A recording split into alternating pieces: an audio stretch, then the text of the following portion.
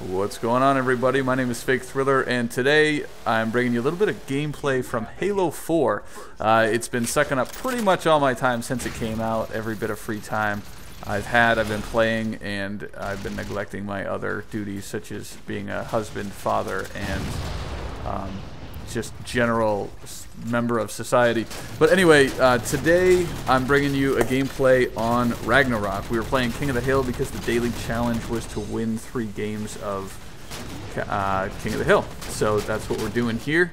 But today I'm actually bringing you a specific topic too. I did a little bit of research on this because it was really something that I kept wondering about ever since Halo 4 came out. And basically we're going to be talking about the DMR and the battle rifle and what the differences are and which one is better for what and sort of how they both find their own space on the battlefield. Now, it's kind of interesting because the DMR obviously replaced the battle rifle from Halo 2 and Halo 3 when Reach came out.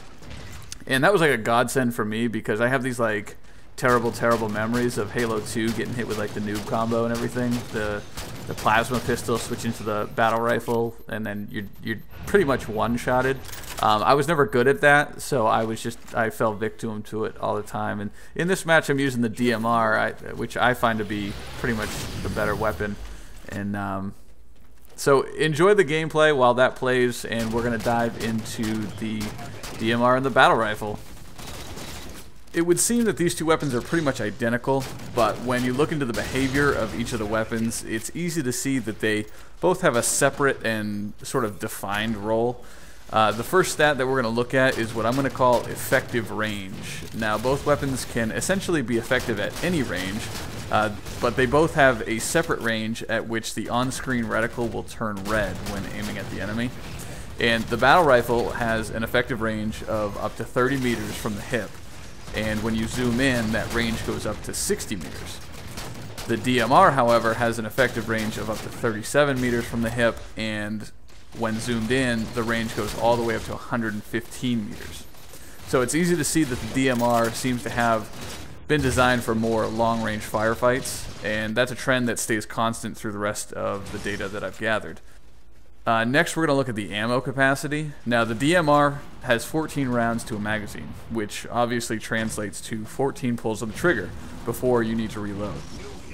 The battle rifle has 36 rounds per magazine, but since it fires 3-round bursts, you'll need to pull the trigger 12 times before it runs dry. It's a small difference of only 2 trigger pulls, but since both rifles deal at the same damage, it makes a difference in a one-on-one engagement. Now, speaking of damage, both weapons have a very similar time to kill. They both require 4 shots to the body before the shields go down, and then you need to hit 1 more follow-up shot in the head to get the kill. Or you need to follow up with 3 body shots or 3 bursts with the battle rifle to get the kill. For once in this category, the battle rifle actually takes an advantage because it only takes a single bullet from that 3-round burst to the head to get that kill. So it adds quite a bit of flexibility to your accuracy allowance once the shields are down. And one other slight difference between the two is the Reticle Bloom and bullet spread. The DMR has Reticle Bloom, which is basically the effect the aimer has as you fire. If you notice, every time you pull the trigger, the aimer expands, and as you continue to fire, it gets bigger and bigger. And if you take your time between shots, the reticle shrinks back up, allowing for a more precise shot. The battle rifle doesn't have this. The battle rifle basically just stays right in the middle of your screen, but the 3-round bursts have bullet spread. They don't all hit in the exact same spot, and the further away you're shooting, the more likely these 3 bullets are going to spread further apart. The bullet spread is rarely an issue except for really long-range firefights. To sum it up, the DMR seems to be overall more effective at range, being more precise so long as you keep your trigger finger under control. And the battle rifle is better at medium close to medium long range and gives you a bit of forgiveness when it comes to capping the final headshot for the kill. For those of you who are wondering, I personally prefer the DMR. I just find it better. all these statistics that I just listed, I didn't really know, but I always performed better with the DMR. So it comes down to personal preference.